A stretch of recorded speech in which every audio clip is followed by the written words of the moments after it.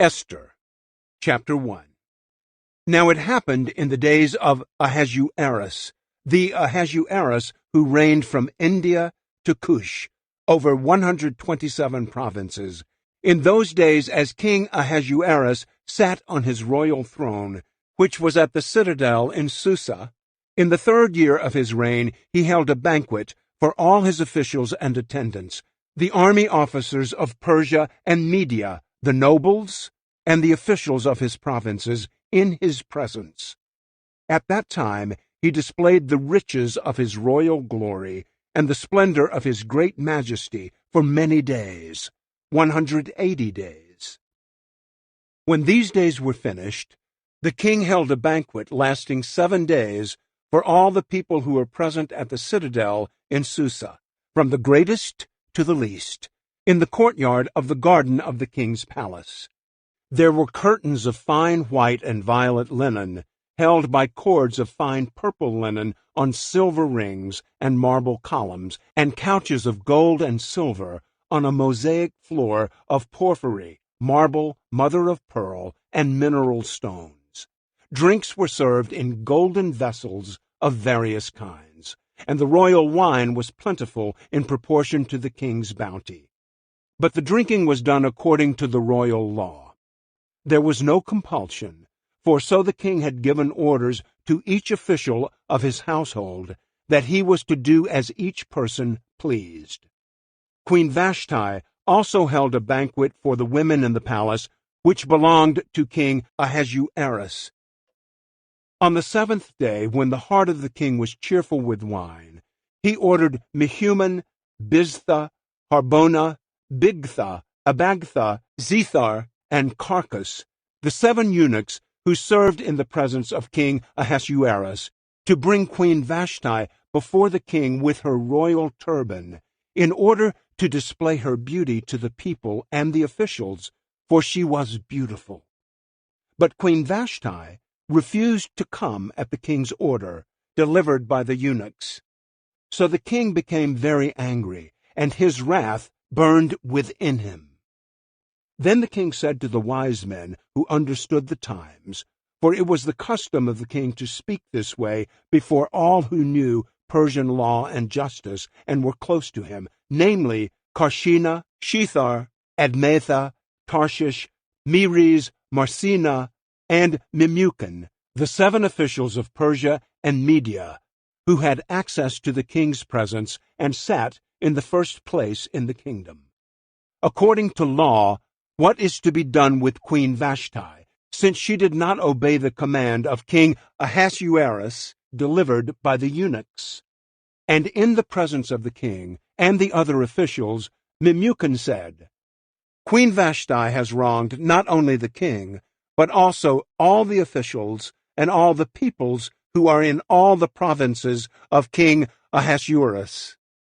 For the queen's conduct will become known to all the women, so as to make their own husbands despicable in their sight, when they say, King Ahasuerus commanded that Queen Vashti be brought into his presence, but she did not come. And this day the wives of the officials of Persia and Media, who have heard about the queen's conduct, will talk about it to all the king's officials, and there will be plenty of contempt and anger.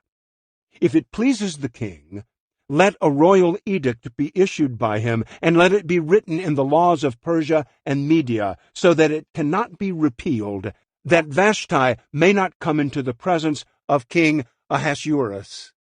And let the king give her royal position to another, who is more worthy than she.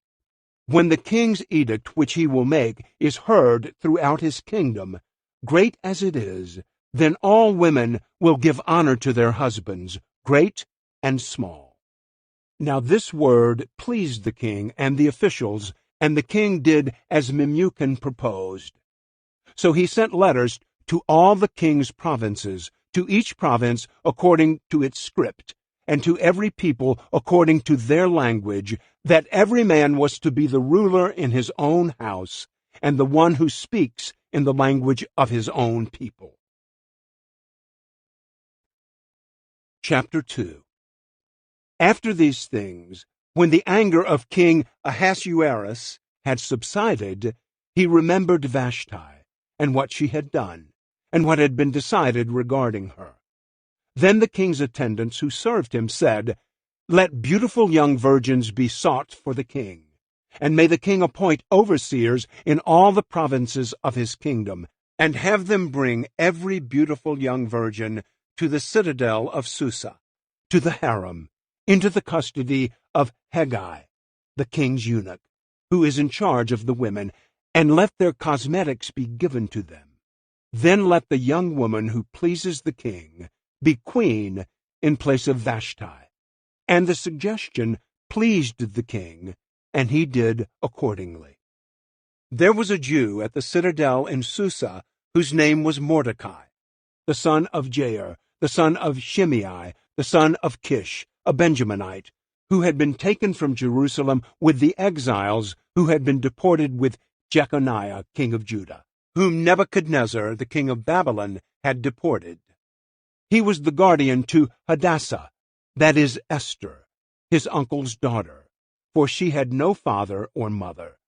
Now the young woman was beautiful of form and face, and when her father and her mother died, Mordecai took her as his own daughter. So it came about, when the command and decree of the king were heard, and many young ladies were gathered to the citadel of Susa into the custody of Hegai, that Esther was taken to the king's palace into the custody of Hegai, who was in charge of the women. Now the young lady pleased him and found favor with him. So he quickly provided her with her cosmetics and food, gave her 7 choice female attendants from the king's palace, and transferred her and her attendants to the best place in the harem. Esther did not reveal her people or her kindred, because Mordecai had instructed her that she was not to reveal them. And every day Mordecai walked back and forth in front of the courtyard of the harem to learn how Esther was and what was happening to her. Now when the turn came for each young woman to go in to King Ahasuerus, after the end of her 12 months under the regulations for the women, for the days of their beauty treatment were completed as follows: 6 months with oil of myrrh, and 6 months with balsam oil and the cosmetics for women. The young woman would go into the king in this way. Anything that she desired was given her to take with her from the harem to the king's palace. In the evening she would enter, and in the morning she would return to the second harem, to the custody of Sheashgaz, the king's eunuch who was in charge of the concubines. She would not go into the king again unless the king delighted in her, and she was summoned by name. Now when the turn of Esther, the daughter of Abihail, the uncle of Mordecai, who had taken her as his daughter, came to go into the king, she did not request anything except what Hegai, the king's eunuch, who was in charge of the women, advised. And Esther was finding favor in the eyes of all who saw her. So Esther was taken to King Ahasuerus in his royal palace in the 10th month, which is the month Tebeth, in the 7th year of his reign. The king loved Esther more than all the women, and she found favor and kindness with him more than all the virgins, so that he set the royal turban on her head and made her queen in place of Vashti. Then the king held a great banquet, Esther's banquet, for all his officials and his servants. He also made a holiday for the provinces and gave gifts in proportion to the king's bounty. Now when the virgins were gathered together for the second time, then Mordecai was sitting at the king's gate. Esther still had not revealed her relatives or her people, just as Mordecai had instructed her. For Esther did what Mordecai told her, just as she had when under his care. In those days, while Mordecai was sitting at the king's gate, Bigthan and Teresh, 2 of the king's officials from those who guarded the door, became angry and sought to attack King Ahasuerus. But the plot became known to Mordecai, and he informed Queen Esther, and Esther told the king in Mordecai's name. Then, when the plot was investigated and found to be so, they were both hanged on a wooden gallows, and it was written in the book of the Chronicles in the king's presence. Chapter 3. After these events, King Ahasuerus honored Haman, the son of Hammedatha the Agagite, and promoted him, and established his authority over all the officials who were with him. All the king's servants who were at the king's gate bowed down and paid homage to Haman, for so the king had commanded regarding him. But Mordecai neither bowed down nor paid homage. Then the king's servants who were at the king's gate said to Mordecai, "Why are you violating the king's command?" Now it was when they had spoken daily to him, and he would not listen to them, that they told Haman, to see whether Mordecai's reason would stand, for he had told them that he was a Jew.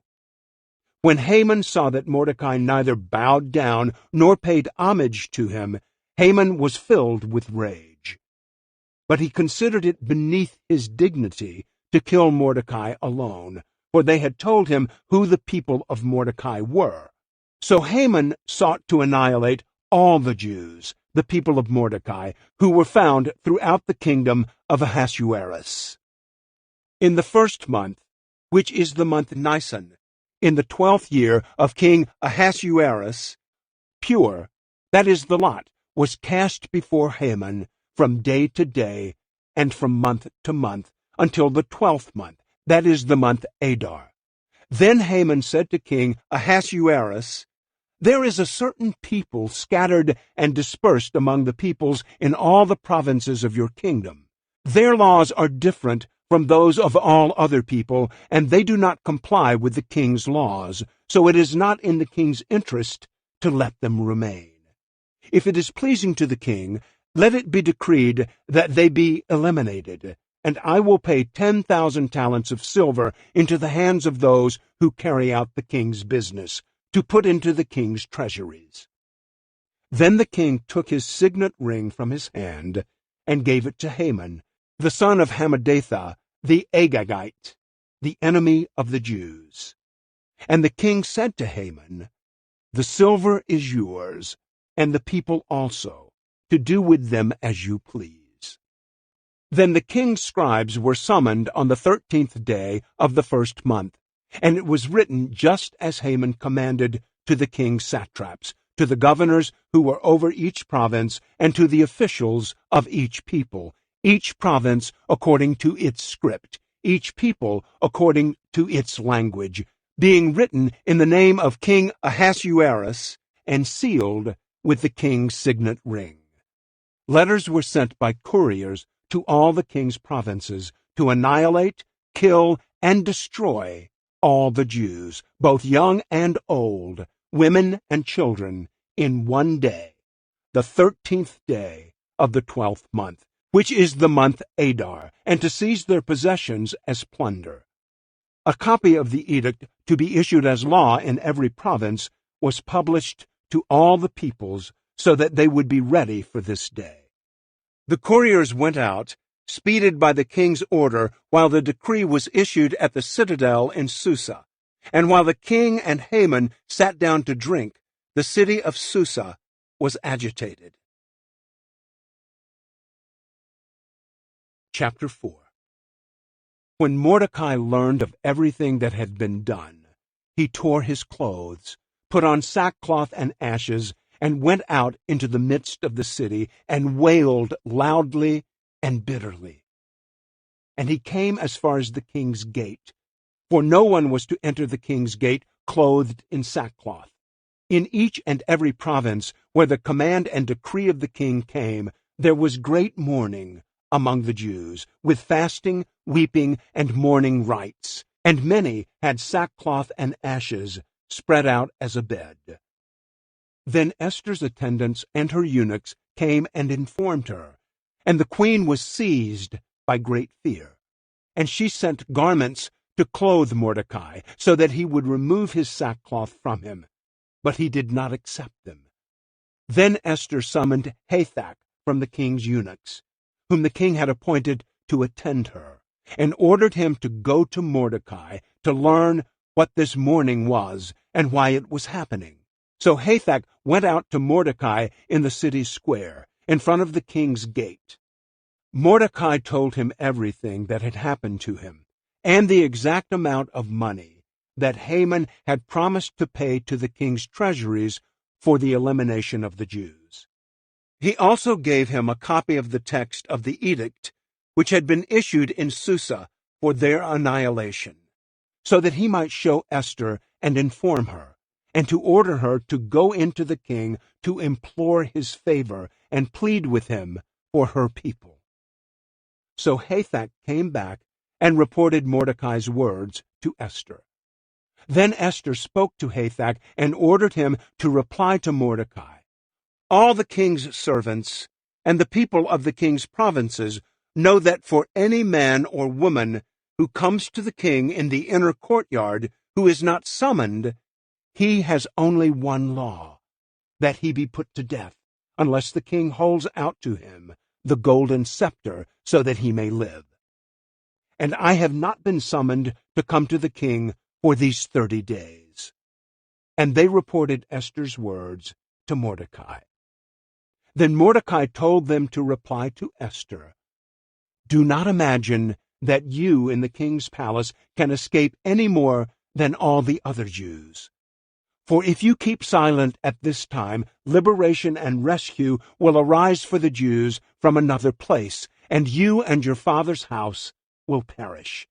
And who knows whether you have not attained royalty for such a time as this?" Then Esther told them to reply to Mordecai, "Go, gather all the Jews who are found in Susa, and fast for me. Do not eat or drink for 3 days, night or day. I and my attendants also will fast in the same way.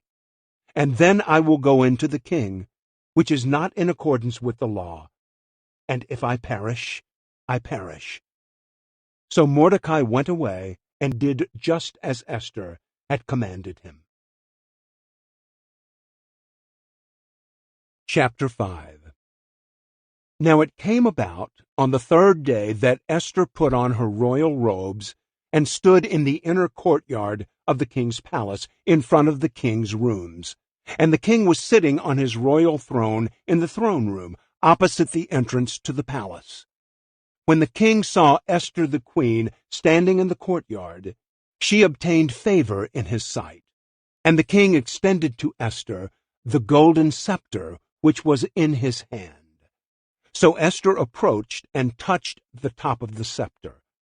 Then the king said to her, "What is troubling you, Queen Esther? And what is your request? Up to half of the kingdom it shall be given to you." Esther said, "If it pleases the king, may the king and Haman come this day to the banquet that I have prepared for him." Then the king said, "Bring Haman quickly, so that we may do as Esther desires." So the king and Haman came to the banquet which Esther had prepared. As they drank their wine at the banquet, the king said to Esther, "What is your request? For it shall be granted to you. And what is your wish? Up to half of the kingdom it shall be done." So Esther replied, "My request and my wish is, if I have found favor in the sight of the king, and if it pleases the king to grant my request and do what I wish, may the king and Haman come to the banquet which I will prepare for them, and tomorrow I will do as the king says." Then Haman went out that day joyful and pleased of heart. But when Haman saw Mordecai at the king's gate, and that he did not stand up or tremble before him, Haman was filled with anger against Mordecai. Haman controlled himself, however, and went to his house. But he sent for his friends and his wife Zeresh. Then Haman told them of the glory of his riches and his many sons, and every occasion on which the king had honored him, and how he had promoted him above the officials and servants of the king. Haman also said, "Even Esther the queen, let no one except me come with the king to the banquet which she had prepared, and tomorrow also I am invited by her with the king. Yet all of this does not satisfy me every time I see Mordecai the Jew sitting at the king's gate." Then Zeresh his wife and all his friends said to him, "Have a wooden gallows 50 cubits high made, and in the morning ask the king to have Mordecai hanged on it. Then go joyfully with the king to the banquet." And the advice pleased Haman, so he had the wooden gallows made. Chapter 6. During that night the king could not sleep, so he gave an order to bring the book of records, the Chronicles, and they were read before the king. And it was found written what Mordecai had reported about Bigthana and Teresh, 2 of the king's eunuchs who were doorkeepers, that they had sought to attack King Ahasuerus. Then the king said, "What honor or dignity has been bestowed on Mordecai for this?" And the king's servants who attended him said, "Nothing has been done for him." So the king said, "Who is in the courtyard?" Now Haman had just entered the outer courtyard of the king's palace in order to speak to the king about hanging Mordecai on the wooden gallows which he had prepared for him. So the king's servant said to him, "Behold, Haman is standing in the courtyard." And the king said, "Have him come in."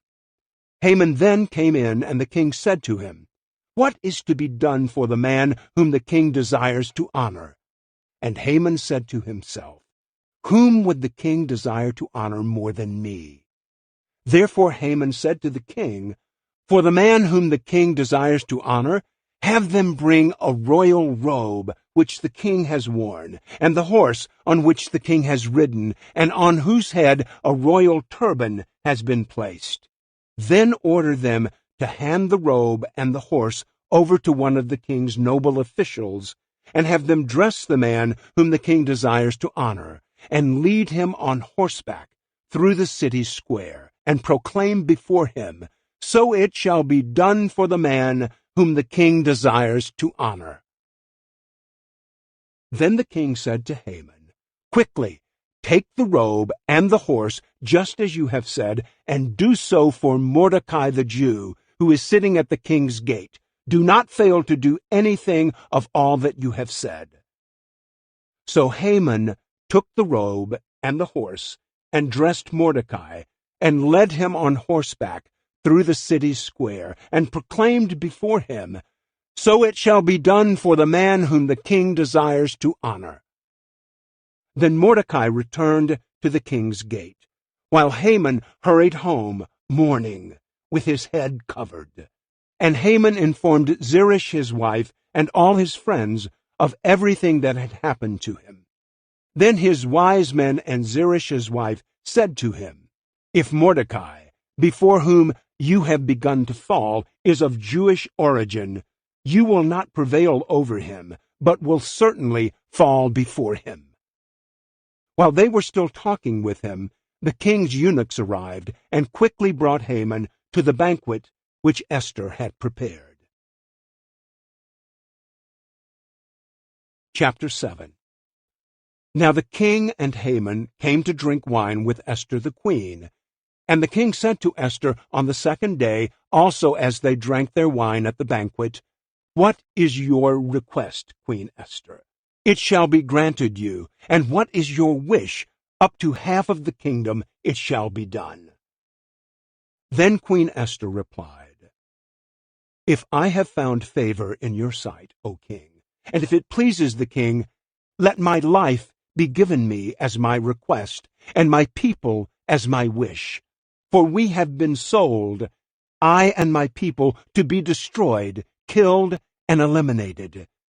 Now if we had only been sold as slaves, men and women, I would have kept silent, because the distress would not be sufficient reason to burden the king." Then King Ahasuerus asked Queen Esther, "Who is he, and where is he who would presume to do such a thing?" And Esther said, "A foe and an enemy is this wicked Haman." Then Haman became terrified before the king and queen. The king then got up in his anger from drinking wine and went into the palace garden. But Haman stayed to beg for his life from Queen Esther, for he saw that harm had been determined against him by the king. Now when the king returned from the palace garden into the place where they had been drinking wine, Haman was falling on the couch where Esther was. Then the king said, "Will he even assault the queen with me in the house?" As the word went out of the king's mouth, they covered Haman's face. Then Harbonah, one of the eunuchs who stood before the king, said, "Indeed, behold the wooden gallows standing at Haman's house, 50 cubits high, which Haman made for Mordecai, who spoke good in behalf of the king." And the king said, "Hang him on it." So they hanged Haman on the wooden gallows which he had prepared for Mordecai, and the king's anger subsided. Chapter 8. On that day King Ahasuerus gave the house of Haman, the enemy of the Jews, to Queen Esther, and Mordecai came before the king because Esther had disclosed what he was to her. Then the king took off his signet ring, which he had taken away from Haman, and gave it to Mordecai. And Esther set Mordecai over the house of Haman. Then Esther spoke again to the king, fell at his feet, wept, and pleaded for his compassion to avert the evil scheme of Haman, the Agagite, and his plot, which he had devised against the Jews. And the king extended the golden scepter to Esther. So Esther got up and stood before the king. Then she said, "If it pleases the king, and if I have found favor before him, and the matter seems proper to the king, and I am pleasing in his sight, let it be written to revoke the letters devised by Haman, the son of Hammedatha the Agagite, which he wrote to eliminate the Jews who are in all the king's provinces. For how can I endure to see the disaster which will happen to my people? And how can I endure to see the destruction of my kindred?" So King Ahasuerus said to Queen Esther and to Mordecai the Jew, "Behold, I have given the house of Haman to Esther, and they have hanged him on the wooden gallows because he had reached out with his hand against the Jews. Now you write to the Jews as you see fit in the king's name, and seal it with the king's signet ring. For a decree which is written in the name of the king and sealed with the king's signet ring may not be revoked." So the king's scribes were summoned at that time in the 3rd month, that is, the month Sivan, on the 23rd day. And it was written in accordance with everything that Mordecai commanded the Jews, the satraps, the governors, and the officials of the provinces, which extended from India to Cush, 127 provinces, to every province according to its script, and to every people according to their language, as well as to the Jews according to their script and their language.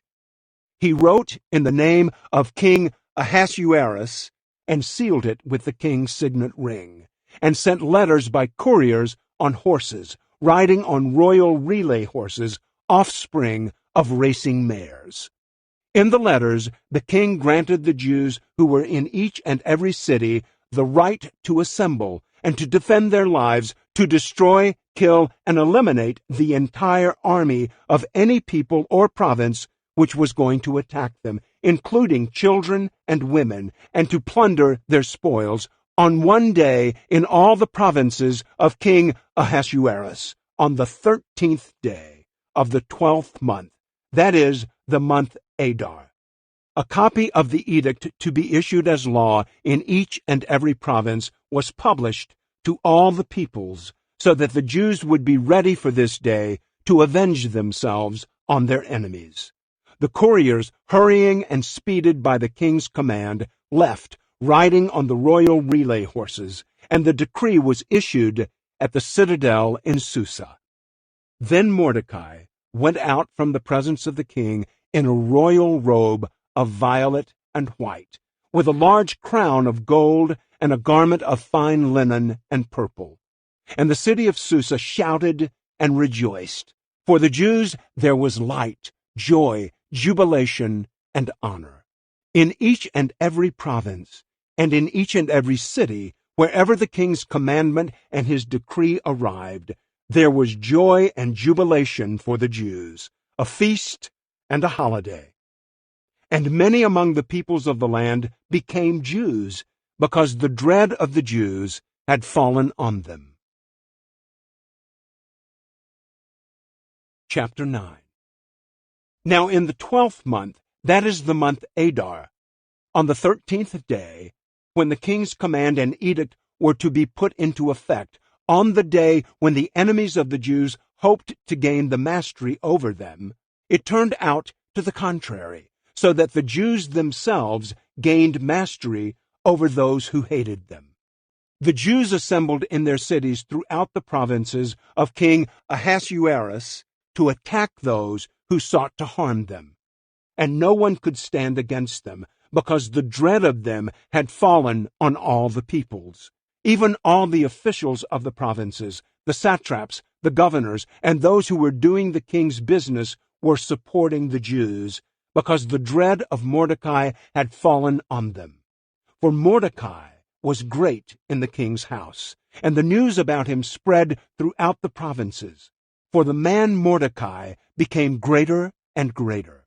So the Jews struck all their enemies with the sword, killing and destroying, and they did as they pleased to those who hated them. At the citadel in Susa, the Jews killed and eliminated 500 men. And they killed Parshandatha, Dalphon, Aspatha, Poratha, Adalia, Aridatha, Parmashta, Arasai, Aradai, and Visatha, the 10 sons of Haman, the son of Hammedatha, the Jews' enemy. But they did not lay their hands on the plunder. On that day, the number of those who were killed at the citadel in Susa was reported to the king. And the king said to Queen Esther, "The Jews have killed and eliminated 500 men and the 10 sons of Haman at the citadel in Susa. What have they done in the rest of the king's provinces? Now, what is your request? It shall also be granted you, and what is your further wish? It shall also be done." Then Esther said, "If it pleases the king, let tomorrow also be granted to the Jews who are in Susa to do according to the edict of today, and let Haman's 10 sons be hanged on the wooden gallows." So the king commanded that it was to be done so, and an edict was issued in Susa, and Haman's 10 sons were hanged. The Jews who were in Susa assembled also on the 14th day of the month Adar, and killed 300 men in Susa. But they did not lay their hands on the plunder.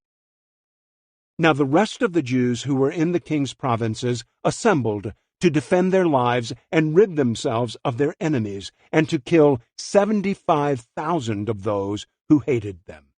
But they did not lay their hands on the plunder. This was done on the 13th day of the month Adar, and on the 14th day they rested and made it a day of feasting and rejoicing. But the Jews who were in Susa assembled on the 13th and the 14th of the same month, and they rested on the 15th day, and made it a day of feasting and rejoicing. Therefore the Jews of the rural areas who live in the rural towns make the 14th day of the month Adar a holiday for rejoicing and feasting and sending portions of food to one another. Then Mordecai recorded these events, and he sent letters to all the Jews who were in all the provinces of King Ahasuerus, both near and far, obliging them to celebrate the 14th day of the month Adar, and the 15th day of the same month annually, because on those days the Jews rid themselves of their enemies, and it was a month which was turned for them from grief into joy, and from mourning into a holiday, that they were to make them days of feasting and rejoicing, and sending portions of food to one another, and gifts to the poor. So the Jews undertook what they had started to do, and what Mordecai had written to them. For Haman, the son of Hammedatha the Agagite, the adversary of all the Jews, had schemed against the Jews to eliminate them, and had cast pur, that is, the lot, to disturb them and eliminate them. But when it came to the king's attention, he commanded by letter that his wicked scheme, which he had devised against the Jews, was to return on his own head, and that he and his sons were to be hanged on the wooden gallows. Therefore they called these days Purim, after the name of Pur. And because of the instructions in this letter, both what they had seen in this regard and what had happened to them, the Jews established and made a custom for themselves, their descendants, and for all those who allied themselves with them, so that they would not fail to celebrate these 2 days according to their regulation and according to their appointed time annually.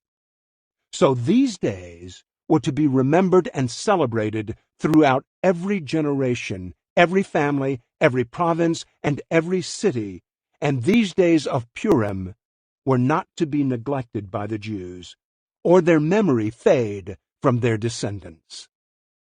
Then Queen Esther, daughter of Abihail, with Mordecai the Jew, wrote with full authority to confirm this second letter about Purim. He sent letters to all the Jews, to the 127 provinces of the kingdom of Ahasuerus, namely words of peace and truth, to establish these days of Purim at their appointed times, just as Mordecai the Jew and Queen Esther had established for them, and just as they had established for themselves and for their descendants, with instructions for their times of fasting and their mourning. The command of Esther established these customs for Purim, and it was written in the book. Chapter 10. Now King Ahasuerus imposed a tax on the land and the coastlands of the sea, and every accomplishment of his authority and power, and the full account of the greatness of Mordecai with which the king honored him. Are they not written in the book of the Chronicles of the Kings of Media and Persia? For Mordecai the Jew was second only to King Ahasuerus, and great among the Jews, and in favor with his many kinsmen, one who sought the good of his people, and one who spoke for the welfare of his entire nation.